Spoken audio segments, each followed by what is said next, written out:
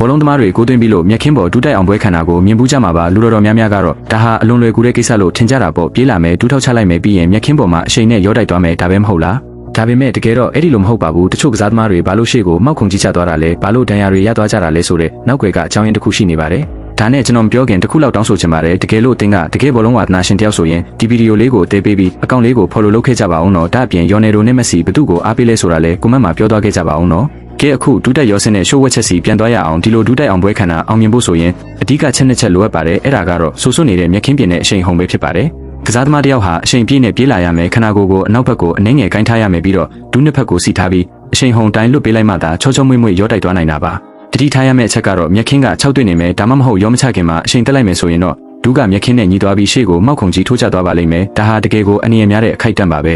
ဒါအပြင်တချို့ကစားသမားတွေကဒူးကိုကားပြီးရောတိုက်ချင်နေဆိုရင်တော့ကြောကုန်းကိုအောက်ဘက်ထိအနှိမ့်ဆုံးကိုင်းထားနိုင်မှသာအဟန့်တားမရှိပဲလှလှပပအောင်ပွဲခံနိုင်မှာပါနောက်တစ်ချိန်ဘောလုံးပွဲကြည့်လို့ကစားသမားတယောက်ကကွင်းထဲမှာချောချောမွေ့မွေ့ဒူးတက်ရောဆင်းသွားတာကိုမြင်ရင်ဒါဟာကံကောင်းလို့မဟုတ်ဘူးဆိုတာကိုသတိရလိုက်ပါဒါဟာအချိန်ကိုက်မှုနဲ့ယူပဗေဒနိယာမတွေပေါင်းစပ်ထားတဲ့အမှုပညာတစ်ခုပဲဖြစ်ပါတယ်အခုလိုစိတ်ဝင်စားဖို့ကောင်းတဲ့ဘောလုံးလောကရဲ့အခိုက်အတန့်ဗီဒီယိုတွေကိုတင်ဆက်ပေးသွားမှာမလို့အကောင့်လေးကို follow လုပ်ထားကြပါအောင်နော်